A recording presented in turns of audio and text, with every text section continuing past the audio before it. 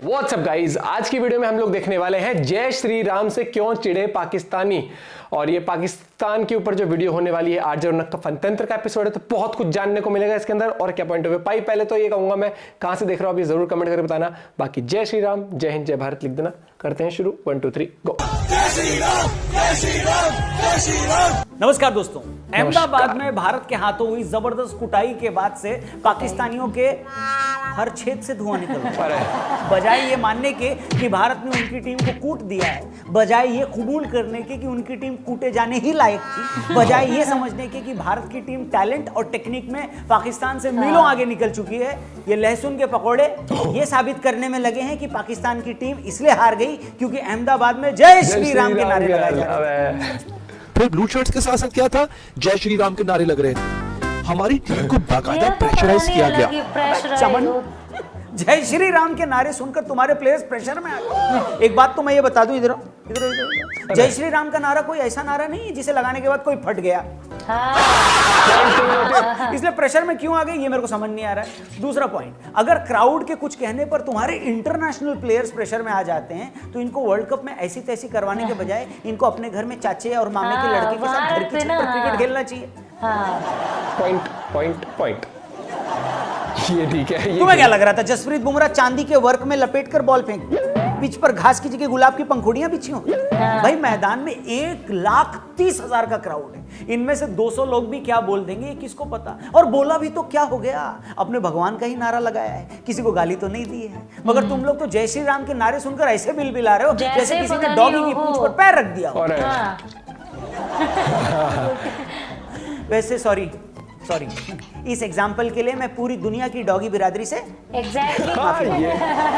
Ahmedabad cricket stadium में आज कुछ कुत्ते खुले हुए हैं। रिलीजन और स्पोर्ट्स को, रिलीजन और क्रिकेट को अलग रखना चाहिए। स्पोर्ट्स पॉलिटिक्स को, स्पोर्ट्स और रिलीजन को आपस में मिक्स नहीं करना चाहिए।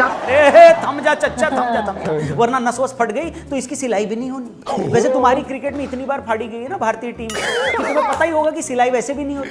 फिर भी सोचा मैं बता दूं कि तुम लोगों की सबसे बड़ी तकलीफ ये है कि क्रिकेट में मजहब को तुम्हें नहीं लाना चाहिए था।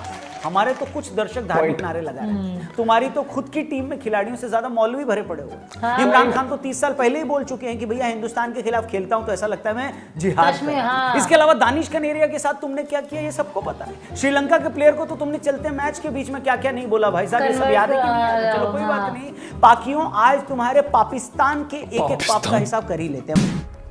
पाकिस्तान के इससे पहले कि हम आगे बढ़े मैं फिर से दोहराता हूं कि अहमदाबाद में अगर दर्शकों ने जय श्री राम के नारे लगाए तो इसमें कुछ गलत नहीं था। फिर भी अगर कुछ पाकिस्तानियों को लगता है कि ऐसा करके भारत के दर्शकों ने खेल में मजहब घुसा दिया तो मैं पूछता हूं भैया हेलो, हमारे यहां तो दर्शक ने ऐसी बात की, मगर पाकिस्तान में खुद वहां के खिलाड़ी, वहां की सरकारें यही कर रही है। आपको याद होगा जब रिजवान ने भारत पाकिस्तान के एशिया कप के मैच में मैदान में ही नमाज पढ़ी, उस पर वकार यूनुस ने क्या कहा था याद ही होगा? ग्राउंड में खड़े होकर नमाज पढ़ी जो कि हिंदुओं के बीच में खड़े होकर, so that was really something very very special for me. सुना आपने? ये सोच है एक इंटरनेशनल प्लेयर की जिसे पाकिस्तान में ही नहीं हिंदुस्तान में भी उससे ज्यादा प्यार मिला। यहाँ के टीवी चैनल्स इतने सालों से इन्हें गेस्ट बुला रहे हैं, ये पूरी दुनिया घूम चुके हैं, मगर इतना सब करने और देखने के बाद भी इस आदमी की सोच ये है कि रिजवान के नमाज पढ़ने पर इन्हें सिर्फ इसलिए अच्छा लगा क्योंकि उसने हिंदुओं के बीच ऐसा किया। ग्राउंड में खड़े होकर नमाज पढ़ी जो कि हिंदुओं के बीच में खड़े होकर, कोई सेंस है? अरे भाई अगर रिजवान ने हिंदुओं के बीच नमाज पढ़ी थी तो तुम्हें क्या लगा हिंदुओं को इसका बहुत ज्यादा बुरा लगा होगा? भैया चपड़गंजू, ये आपकी सोच हो सकती है, मगर जिस हिंदुस्तान में हम रहते हैं वहां पाकिस्तान से ज्यादा मुसलमान हैं, पाकिस्तान से ज्यादा ही मस्जिदें होंगी। सुबह मंदिर की घंटियों से पहले लोग मस्जिद की नमाज सुनते हैं। हिंदू मोहल्लों में भी मस्जिदों से वैसी ही अजान होती है। हालांकि मैं धार्मिक स्थलों में किसी तरह के लाउड स्पीकर के फेवर में नहीं हूं, लेकिन मैंने नहीं देखा कि इसकी वजह से भारत में कोई फसाद हो गया हो बड़ा सा। भाई यहाँ लोग बचपन से ही ऐसे माहौल में रह रहे हैं और तुम जैसों को लगता है कि हमें किसी रिजवान के मैदान में नमाज पढ़ने से तकलीफ हो जाती है। भैया जितने पाकिस्तान में आज तक हिंदू क्रिकेटर नहीं खेले ना, उससे ज्यादा मुस्लिम क्रिकेटर तो at a time team India में खेल रहे होते हैं। जहीर खान से लेकर सबा करीम, मोहम्मद कैफ से लेकर इरफान पठान कमेंट्री कर रहे होते हैं, और तुम रिजवान की नमाज का नाम लेकर ऐसे हिंदुओं को चिढ़ा रहे हो। इसलिए ये रिजवान ना इस बार पेला गया है। बढ़िया बढ़िया बढ़िया, जय श्री राम। अभी और जलील होना है, और इतना ही नहीं, कहीं और मत जाना, अभी आपको और जलील होना है। ये देखो, याद है या भूल गए? Also for the victory and Sri Lanka winning by 7 wickets through the Duckworth-Lewis rule, and I'll just explain to people why it is the Duckworth-Lewis rule. मतलब पूरी दुनिया में इतनी जलील हरकत। हमारे व्यूअर्स को बता दें कि ये क्लिप 2014 में श्रीलंका के डांबुला मैदान की है। उस टाइम पाकिस्तान लंका से वनडे और टेस्ट सीरीज दोनों में हार गया था। ऐसे ही एक मैच खत्म होने के बाद पाकिस्तानी खिलाड़ी अहमद शहजाद श्रीलंका के धांसू बैट्समैन तिलक रत्ने दिलशान को कह रहे हैं कि अगर तुम अपना धर्म छोड़कर इस्लाम अपना लो तो तुम सीधा जन्नत में चले जाओगे, वरना आग में जलने के लिए तैयार रहो। आपको बता दें दिलशान पहले मुस्लिम थे, बाद में उन्होंने बौद्ध धर्म अपना लिया था। ये बात अहमद शहजाद को भी पता थी, और फिर भी ये हरकत, मतलब ये हरकतें मौलवी करें, प्रोपेगेंडा फैलाने वाले करें तो भी समझ में, हालांकि तब भी ठीक नहीं है। मगर एक इंटरनेशनल खिलाड़ी बीच मैदान में जब दूसरी टीम के प्लेयर को ये कहे कि भैया ऐसा नहीं वैसा है, तो इससे बड़ी जलील हरकत कोई और हो सकती है? आप यहाँ मैदान में 150 लोगों के जय श्री राम के नारे लगाने पर तिल मिलाए हैं, जैसे किसी ने एक साथ तुम्हारे अंडरवेयर में 100 कॉकरोच डाल दिए, और जब तुम्हारे खुद के खिलाड़ी ये सब भांडगिरी करते हैं तब तुम्हें इससे कोई प्रॉब्लम नहीं लगती। बताइए। हेलो, तो मुंह पे टेप लग जाती है। दोगलापन है, दोगलापन। आपने पाकिस्तानी स्पिनर दानिश कनेरिया का नाम तो सुना ही होगा, जो पाकिस्तान की टेस्ट हिस्ट्री में सबसे ज्यादा विकेट लेने वाले स्पिन गेंदबाज है। वो ओवरऑल पाकिस्तान के चौथे सबसे सक्सेसफुल बॉलर। उस बेचारे तक को इन लोगों ने साजिशें करके टीम से बाहर निकाल दिया। दानिश ने अभी 2 दिन पहले दिलशान वाला यही वीडियो पोस्ट किया था, ट्विटर पे शेयर किया था, और लिखा था कि ऐसी हरकतें तो मेरे साथ हमेशा होती थी। कुछ पाकिस्तानी खिलाड़ी उस टेबल पर खाना नहीं खाते थे जहां दानिश कनेरिया खाना खाता था। खुद शोएब अख्तर ने यह बात कबूल की थी। बाद में पीसीबी के सीनियर ऑफिशियल्स के प्रेशर में शोएब ने इस पर बोलना भी बंद कर दिया। यार कोई हिंदू है ना, वो खेलेगा पाकिस्तान, और उसी हिंदू ने टेस्ट सीरीज जिताई। मैंने कहा अब बोल, और यार मैंने बात खुल जाएगी वैसी कि सर ये यहाँ से खाना क्यों ले रहा है। मैं क्या, मैं तुम्हारे उठा के ना, तुम्हें उठा के बाहर फेंक दूंगा। इतनी सोच गंदी है अपने घर पे, मैं उठा के बाहर फेंक दूंगा। कप्तान होगा अपने घर पे, समझ गया कौन होगा। सोच भी रखता है। वहां के प्लेयर इतने गिरे हुए हो सकते हैं कि वो अपने साथी खिलाड़ी के साथ रिलीजन के नाम पर भेदभाव करें। दानिश ने कई बार कहा है कि शाहिद अफरीदी मेरे से चिढ़ते थे, वो दूसरे प्लेयर्स को जाकर मेरे बारे में उल्टा सीधा बोलते थे, उन्होंने मुझे ज्यादा वनडे नहीं खेलने दिए। इन्हीं दानिश कनेरिया पर ऐसे लोगों के जरिए मैच फिक्सिंग के आरोप भी लगाए गए जो शाहिद के क्लोज थे।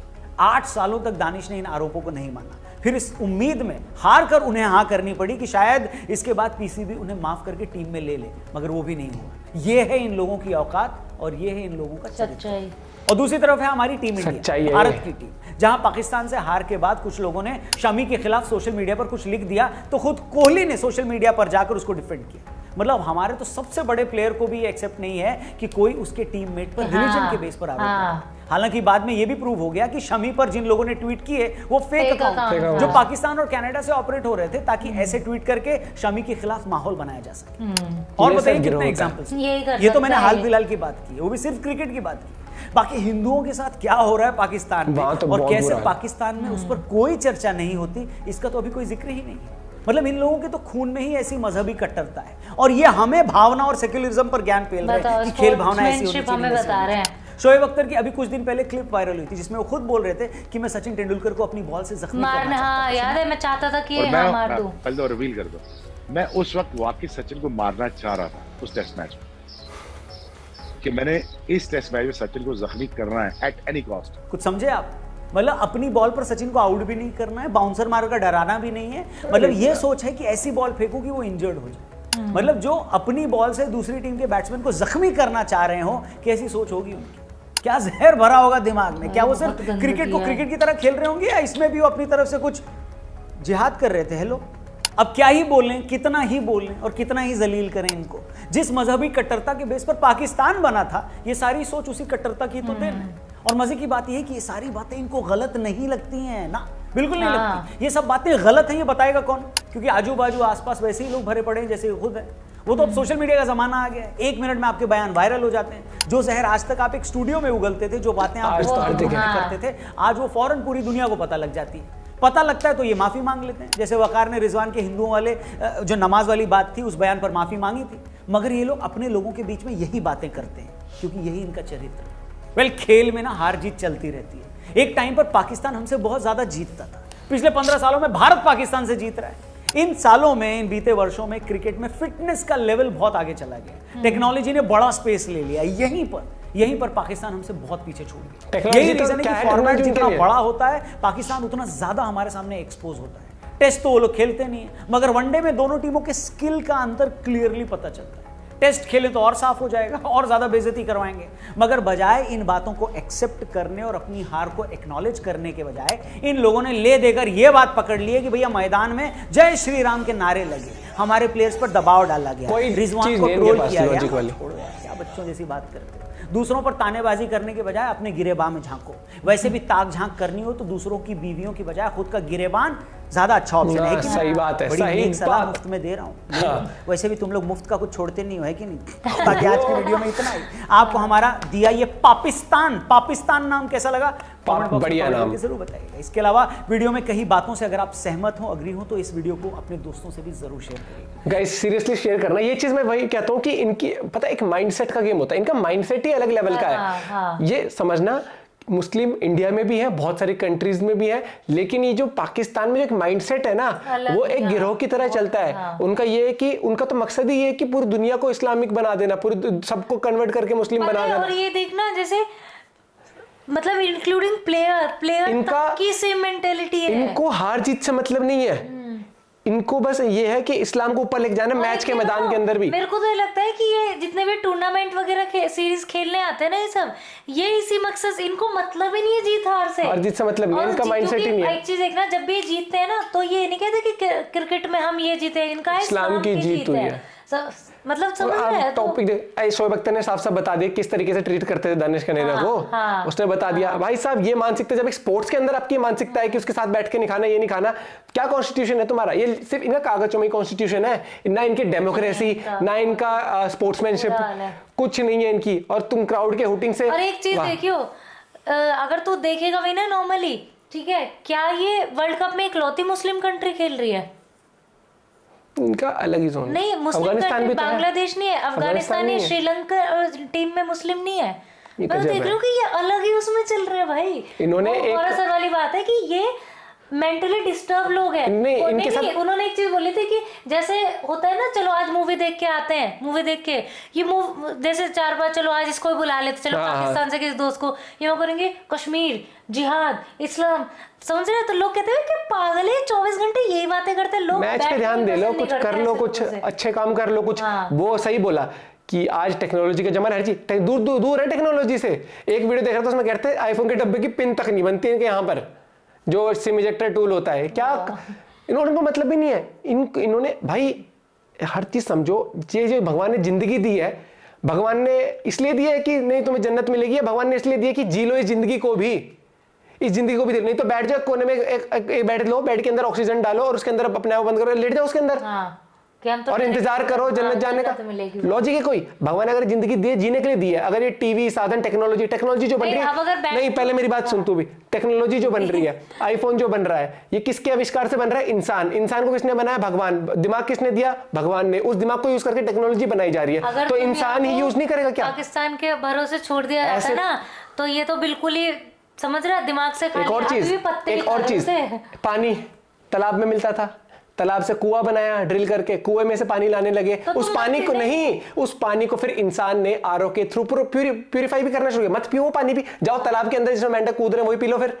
इंसान से इतनी प्रॉब्लम है, इंसान के दिमाग से इतनी प्रॉब्लम है, टेक्नोलॉजी इतनी प्रॉब्लम है। तो और ये भी एक वो उसने बहुत अच्छा पॉइंट बोला है, धर्म के नाम पे ना ब्रेन वॉश करते हैं कि भैया जय श्री राम बोल के कोई फटता नहीं है, लेकिन पता है क्या, इतने लोग जब 1.5 लाख लोग एक साथ जय श्री राम बोलते हैं तो वो डर नहीं होता, लोगों को लगता है कि हाँ भाई, लेकिन 1.5 लाख लोग में बीच में कोई एक भी अल्लाह अकबर बोलता है, लोग भाग जाता है कि पता नहीं कब फट पड़े। पाकिस्तान का ये माइंडसेट, तो ये सोच लो तुमने ये क्रिएट कर रखा है माहौल, ठीक है? टेक्नोलॉजी जी लो, और ये इतने दोगले हैं कि ये वैसे तो कहते हैं हमारा एंटरटेनमेंट हराम कहते हैं ना, है ना? मोबाइल क्यों यूज? और एक बता दूं, मैं अभी कमेंट देखता हूं, मैं कहीं ऐसी पोस्ट देखता हूं, मैं फेसबुक पे भी, मैं इतने पाकिस्तान के लोग की जैसे फोटोज होती है पेजेस पे, मैं इतनी ऐसी कमेंट देखता हूं, इतनी अश्लील कमेंट होती है लोगों की। मानसिकता देख लो इनकी। तो ये दोगलापन धोखापन छोड़ दो, ये लोगों को बेवकूफ बनाना, ठीक है? ये चीज सबको पता है, ठीक है? और ये जो तुम इतना दिखाते हो कि सो कॉल्ड इतने धार्मिक हो, भैया मेरे को पाकिस्तान की सोच मुझे बहुत अच्छे से पता है, और उनके लोगों की पता है कि जो मैं कमेंट पढ़ता हूँ ना,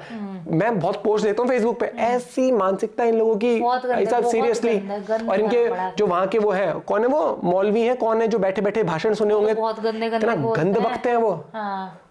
लड़की को तो ऐसी इमेज बना रखी इन लोगों ने वहां पर, सीरियसली। अपना पॉइंट ऑफ व्यू शेयर करना ना भूले। Bye bye, take care.